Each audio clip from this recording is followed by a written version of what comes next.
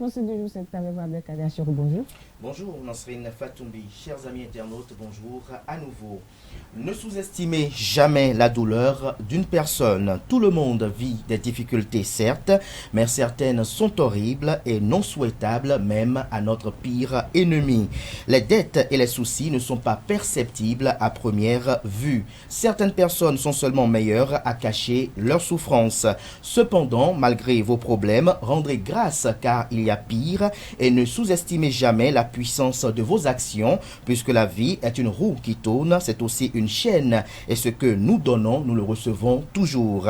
Un seul petit geste peut changer la vie d'une personne pour le mieux. N'attendez pas le pire ou la commission de l'irréparable avant de vous plonger dans des regrets puérils et stériles. Les gens souffrent en silence, certains arrivent juste à porter au mieux leur croix, d'autres fatigués des expériences infructueuses à tout égard pensent constamment au suicide, juste que les circonstances qui faciliteraient cela n'ont pas encore été réunies.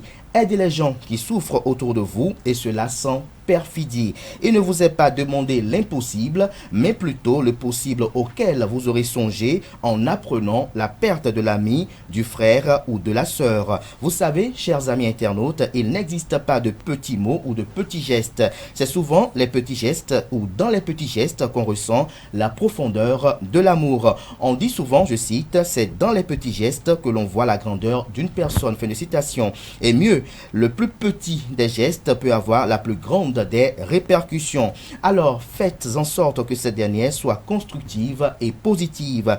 N'hésitez pas à redonner un sens à la vie de vos proches si vous êtes en mesure.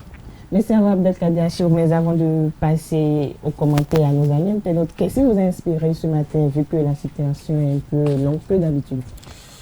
Il faut dire que autant que nous sommes, que ce soit vous, que ce soit ceux qui sont dans ce studio ici ou ceux qui sont en dehors de ce studio, nous avons des problèmes, nous avons des difficultés et notre entourage ne doit pas être tributaire de nos émotions qui résultent peut-être de difficultés existentielles que nous traversons, que ce soit des problèmes en famille, des problèmes avec des amis et autres, parce que nous avons besoin de la bonne harmonie pour vivre. Mais parfois, la plupart des problèmes que nous avons dans la vie, il y a forcément quelqu'un sur la terre ou dans nos connaissances qui peut nous aider à résoudre ces problèmes-là. Mais très généralement, vous savez, le monde est pris d'hypocrites, de méchants, de personnes bizarres, étranges, qui sont conscients de ce que vous avez besoin, de ce que vous êtes. Vous êtes par exemple journaliste, quelqu'un sait que, tiens, en offrant un portatif à Nasrine, ce serait l'amener à mieux faire son travail, à être plus performante. Ils savent que peut-être en revenant de Paris ou peut-être de Johannesburg, en vous apportant quelques robes, c'est quelque chose de plus, mais ils ne le feront jamais. Mais peut-être c'est le jour où vous tombez, ou c'est le jour peut-être, on voit beaucoup sur les réseaux sociaux aujourd'hui, hier encore il y a eu un jeune qui s'est suicidé. Quand on apprend cela, on dit mais pourquoi il est arrivé là? Mais les gens occultent de dire qu'il y a des gens qui vivent mais qui estiment qu'ils ne sont pas dignes de la vie qu'ils ont. Je pense que c'est d'abord la première cause du suicide. C'est que l'intéressé arrive à un moment donné, il a tellement appelé au secours, il n'a pas été entendu, et au moins il n'a pas été écouté. Après, il commet son forfait parce qu'il estime que je suis fatigué de la vie. Pas que je suis fatigué de la vie, mais je ne suis pas digne. Est-ce que le suicide est la solution? Il n'est pas la solution, mais je tiens à vous faire observer une chose, que c'est une question de mental, c'est une question d'appréhension des événements de la vie aussi, et de résistance aux affres de la vie. Vous savez, certaines personnes sont très éprouvées dans la vie. Vous savez, autant que nous sommes ici aujourd'hui, peut-être il y a des gens qui n'ont jamais écrit j'ai l'honneur avant d'avoir un emploi. Mais il y a des gens, depuis qu'ils sont le bac, depuis qu'ils ont la licence, le master, ils sont en train d'écrire j'ai l'honneur depuis 7 ans sans avoir un petit emploi.